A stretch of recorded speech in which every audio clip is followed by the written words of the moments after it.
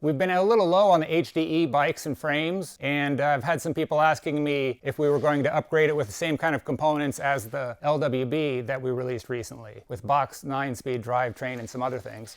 I have the new bike right here. This is the LWB HDE V2, the heavy-duty version of the LWB. And the LWB is a pretty tough bike. It's really strong and solid, but this has a little bit thicker tubing, butted 4130 seamless chromoly. The whole frame's post-heat treated, so it's very strong and stiffer frame that can handle a lot of things. It can handle a big rider or a big load. It also gives you a stiffer, more solid feel when you're steering it. It's a little more solid feeling. This is the complete bike, and it is built up with a lot of the same upgrades. We have a box 9-speed drivetrain, Jones spec crankset, new seat. The things that make this heavy duty aren't just the frame. The frame's stronger, but the wheels have 36 spokes, which is how much they used to have. You know, bikes used to have 36 spokes a lot of the time, and this just gives you more strength and stiffness. The tires are the biggest size that you can really get, 29 by 3.25. The brakes have 203 millimeter rotors. This frame has bosses, so you can mount fenders and racks, bottle cages.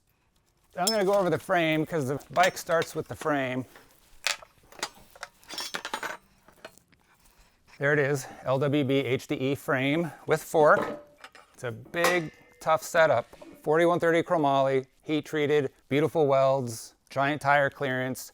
This frame is 1 inch longer at the chainstay, so the back end's just further back. It gives you more room for a rack, it gives you more room for chain rings and a motor, or it gives you just a smoother ride for better stability because the bike's just stretched out a little more. Well, there it is. There, take a look. See, so the rear end's a little longer, about 1 inch longer. The chainstay has different amounts of clearance right through here, so you have a lot more space here. Some of the motors need to fit into this space, and it also gives you room for a bigger chainring if you want a super big chainring compared to the regular LWB frame that still has the same tire clearance, but because there's a shorter space here, it doesn't have as much room to bend this in, where this one has an extra inch of space. Other than that, it's really about the same as far as the design of the whole bike. I have all my bikes around me right now. Not all my bikes. My LWB, some other bikes, an SWB, some of the new bikes, and then some other more unusual bikes I'll show you after this. There it is, the frame. So what can you do with this? A lot of things. You can do a lot of stuff with this. It used to be that there were standard bicycles. They made bikes that were just bicycles. They weren't special. They weren't specially designed for a specific task like racing, like a crit bike or a track bike or a cyclocross bike. There were things called just bikes. And this is a bike that could be used for many things for a very long time. It's built to last. You can adapt it into all kinds of things. I built it originally for myself as a titanium frame for single track riding and bike packing and just going out overnight and just riding all over the place. But then that geometry ended up being perfect for an e-bike and also for a plain bike. So this is that heavy duty and plain bike, and it can be built up as an electric bike, and it can be built up as a nice pedal bike. So it's really both. There are no extra brackets on here for it being an e-bike. There's really nothing on this to make it to be an e-bike, except for that it's strong enough and stiff enough to ride as an e-bike and also to take a very heavy load in a really big rider. I'm often asked what the weight limit is. I don't have a weight limit. I think it's probably better than any bike somebody could get who needs a tough bike. Nobody's hurt these frames yet. I haven't in my testing with my electric motorcycle that I've made out of one and everyone else who's been out on them. So it's very, very tough. The only limit I really have on it is I don't warranty it for having over a 1,000-watt motor, so that's about it. But you can be a big rider, you can carry a lot of stuff on here. I've done some pretty heavy test loads with these bikes, and I've had my electric motorcycle built up to over 180 pounds, and then ridden that very hard, including off-road, with all that weight on the frame so that it was really pounding the thing. And I'm still using the exact same frame as the original first frame that I had. The one right over there with the fairing on it, you can see. I can get it up to 70 miles an hour and ride up rough off-road trails. I think I have over 10,000 miles on it. So it's pretty solid.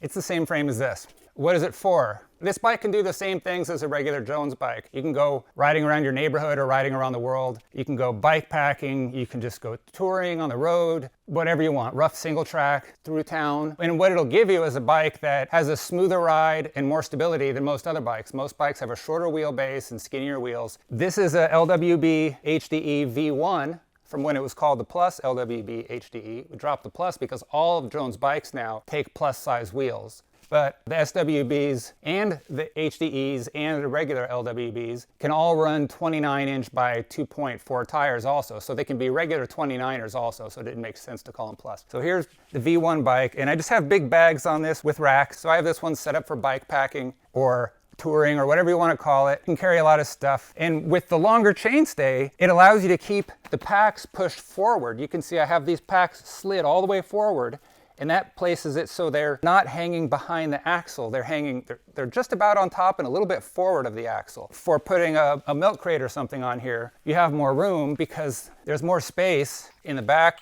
behind you because the rear end's longer. So if you put a milk crate on a lot of bikes, you'll have the axle way up underneath it, and then this is hanging off the back, making the front end lift up. But this one, it'll carry a load better this way. Same thing in the front. Those fork bags are almost completely all behind the front axle. Just a little bit. It's like about a quarter of it, let's say, is in front of the axle, but most of it's behind it, and it's very, very low. It's in a great place for stability. Same thing with the frame bag. Your weight's in there nice and low, and the wheelbase length is nice. If you were worried about drafting off of people and having a tight wheelbase and drafting off your teammates, then having this front wheel way out here would kind of mess that up for you. But if you're not drafting off of anybody, then having this out here gives you far better braking. You can stop in a much shorter distance because you don't have to worry about endoing. It's very hard to endo something like this. And you get a smoother ride from the rear end because you're not sitting on top of that rear axle. The rear axle's further back. So smooth ride, but still very quick handling because I have a lot of fork offset, and this makes it so it handles very quickly. Everyone's always surprised when they test ride it. They thought it was going to handle like a big bus or something, and they realize that it's very light in the way it's handling. In fact, the trail measurement on this bike is shorter than on the SWB, and I did that because the SWB has smaller wheels. This has bigger wheels, which does slow down the handling, so this bike has what would almost be twitchy geometry for the other bike to make it so it handles right. This frame and fork are designed to work together. You can't put a suspension fork on this bike, it won't work, right? The offset on this fork is 3 inches, 76 millimeters, and that's quite a bit. Let's look at some of the new bikes over here. We just built these up, the new LWB HDE, and it does have box 2 drivetrain. It has the new seat, same motor, same crankset, same wheel set. We have a new color. It's a Pantone color. We don't have a name for it. So this is the same frame as the black one I just showed you, except it's a size small and it's painted this color, and it's built into a complete e-bike. Now right next to it, you can see, if you look at the crankset, it doesn't have the motor. It has a crankset. This motor can slide right into the frame and slide back out again. It's pretty easy to remove. It's like removing a crankset. And so this means you can make it back into a bike if you ever want to. You could change the motor if you wanted to. This box drivetrain is very, very durable. If you didn't see it in my LWB video, I was showing that I've been testing this stuff with my high-powered e-bike, and it's the strongest drivetrain I can find. I would break and wear out other drivetrain quicker than this. This is so durable, I wanted to have it on this bike, which is the heavy-duty bike, so it's heavy-duty, has stronger chain, thicker chain, all steel cassette. It's a narrower cassette, so you get a straighter chain line on average, more tire clearance. On an e-bike especially, it's nice to have bigger gaps in the gears so you don't have to constantly be shifting. Even though it has less gears, less actual clicks, it doesn't mean you have less of a range. It still has an 11 to 50 tooth cassette. Now these bikes don't have any accessories added to them yet. We set them up for our customers all the time in different ways, like with these bags and racks and different wheel sets. We have aluminum wheels, carbon wheels, so you can make them a little lighter or improve the way they ride. Big brakes, big wheels, long wheelbase. This is a Jones Loop H-bar. You have a lot of different positions. Main position here where you can reach the brakes and go through the gears. Maybe later put a dropper lever over here for a dropper post. And then look, there's more handlebar back here. So when you're climbing, you can slide back and sit upright or come up to here and hang like this. Or this, a lot of people consider this to be like riding on the hoods. And then you have this, which is kind of a semi-tuck arrow resting position. And then the palms open resting your hands position, which gets even better if you have a bag here, because then it's like that. With the bag, it acts like a little hammock for your hands when you're resting here. There it is. They call it a pedal bike. It used to just be this was called a bike, but now that we have e-bikes, motorized bikes, and pedal bikes, this is the pedal bike. Super tough and ready. You can use this for anything. It's gonna last a long time, and you could put a motor on it later if you wanted to. This is a small, this is a large. It's important to have enough standover height, and we have the measurements on our website. You should be able to stand over a bike and be able to lift it off the ground about an inch, or bend your knees and lower yourself about an inch. I'm 6 foot and I ride the medium size. This is a large. I can get the wheels off the ground about an inch, so I could still ride this, but the handlebars are further forward, and I prefer riding on the medium size that have the bars a little closer to me. This is my medium size V1 bike, and on a medium, the bars are a little closer to you. There's the kickstand you can get for that. Okay, do you see a difference? Here, my finger's right at the valve stem and the logo is straight down. And if you go to the valve stem, you always have an opening if the wheel's built right. And then you go straight down. And on a 32-hole wheel, it's open like this. But on a 36-hole wheel, it's crossed down here. That's one way you can visually count a wheel very quickly between 32 and 36. But look, it has a little bit more spokes. This spreads out the load on the rim. It spreads out the load between the spokes. All the spokes are carrying less of a load. Mountain bikes and bikes in general mostly had 36 spokes when I started working in shops, and then slowly they went all to 32 as it just became more popular to save as much weight as possible. These are 50mm wide rims on the outside width. Look at this wheel. It's wide. It has a box section. It's a hollowed out rim. Most rims are, but this is a stronger way to make it than a single wall. It has eyelets. Again, 36 spokes, 36 holes. It has very wide hub. The hub's wide and the spokes have the same angle from both sides. So if you look right down the middle, it's the same angle. So this is a balanced tension structure. And then it has a big 15mm standard size through axle. This is a very strong and durable wheel, and it affects how the bike rides. It's a more solid feeling front end. You don't have a wheel that's twisting and kind of moving around a little bit. It's just really precise, and it's incredibly hard to have a problem with it. You can crash on this and it just doesn't fold over. I've never seen a taco folded version of this wheel. This is the rear wheel for the HDE bike and e-bike. This is the rear wheel for the LWB complete bike. These wheels are really similar. They use almost the same rim. Both rims have the same width. The inner width is 45, the outer width is 50. They're both tubeless compatible. They use the same hub shell, but for the LWB bicycle, the hub has an aluminum free hub body and an aluminum axle, because that's really plenty strong enough for anybody who's pedaling with their bare legs and no extra motor power. It saves some weight. Here you see it with a Shimano Hyperglide cassette, the most common type out there. We have free hub bodies for this hub, so if you have this wheel, or you buy this bike and you want to go to XD because you want to go to a 1052 cassette, you can't go 1052 with this free hub body. You can take this off and switch it out. So focusing on the HD wheel, same rim basically, but now we have 36 spokes, same hub shell, but now it has a chromoly free hub body and a chromoly axle. It's very solid and tough. This is going to help handle the heavier torque coming off of the drivetrain, which is pulling on the wheel constantly as it powers. You can switch these parts out. If you had this bike and you just want to go to an aluminum setup anyway because you're light and you're not too aggressive riding, you can go to aluminum and you could save some weight. Or you could switch out to a different cassette. Shimano has their new drivetrain for e-bikes, so you could mount it on here. The spokes are 2mm stainless steel with black coating. The spoke nipples are brass with some black coating. I went with brass because it's stronger than aluminum and it doesn't corrode and get stuck in position like aluminum. These are pretty wide rims compared to what most people use and we see on bikes today. Although rims have been getting a lot wider lately, of course. My 29-inch wheel bikes that I was selling a few years ago, I had them on 35mm wide rims and had 2.4 tires, so 29 by 2.4. And I believe that's the same as 700C by 56. I think it's about the same size. So tires have been getting bigger. But why do I have such a wide rim? This whole bike is set up to be efficient and work well together. So everything matters on this. Having the wide rim gives the tire better side-to-side stability. I want to show you this. Here are two wheels. They both have the same tire size, although they're slightly different technically. Both of these wheels have 29 by 3.25 tires. 29 by 3 1/4. And the Bulldozer tire is actually a little bit bigger than this one when you measure it on the same rim. The Bulldozer is mounted on a, what is this? This is a front wheel from my single speed, old 29-inch wheel bike. This is a Stans Flow 29-inch rim, and when it came out, it was considered pretty wide. It's an all-mountain aggressive rim. And it's so skinny though. When you have it mounted to a tire like this, it's way too skinny and the tire is going to flex all over the place. So anyway, when you go to a bigger tire like this, it's much better to have a wide rim like this. You can really tell that it just looks right because that's how a motorcycle or a car or an airplane would have its tire. It wouldn't have the tire twice as wide as your rim. This tire is at about 17 PSI. This one's at about 12 PSI. I just want to check it by doing the bounce flex test. If I hit it from the side, since it's hitting at an angle on the tire, it's going to try to flex the tire to the side. This tire is at a lower pressure. This is, I'll check it right now, 12.2.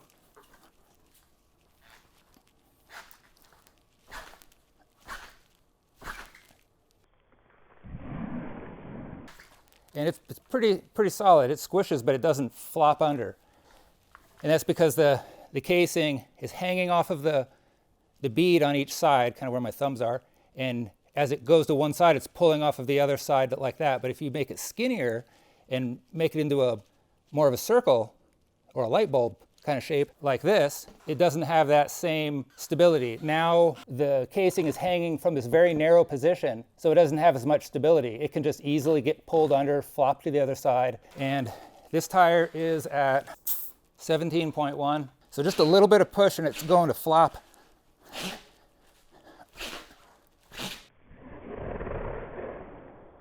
There it goes. It has less traction because there's less rubber on the ground and it can't flex to meet the ground. It's a lot firmer feeling when I bounce on it, but the tire's on the verge of flexing over. And if I hit this hard enough, it's gonna just, at a certain point, completely flop. So I don't wanna go too hard.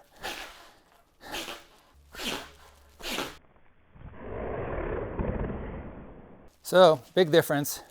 Much lower pressure, softer tire. You can see I can just push my thumb right into that. Come over to this. This is much, much harder. So this will absorb. You can be rolling across things and they're just gonna kind of chomp right into there. See, look at that. And then if I take, like, so this will, if you run across a stick with this, you might be lifted right off the ground. Boom, lose traction. You get bounced up into the air, it slows you down. Where with a tire like this, you'll roll across a stick, it'll be absorbed into the tire, and you just keep going the direction you were going instead of bouncing up, and you're more comfortable. So it's more efficient and faster with more traction because you didn't leave the ground. Look at the difference.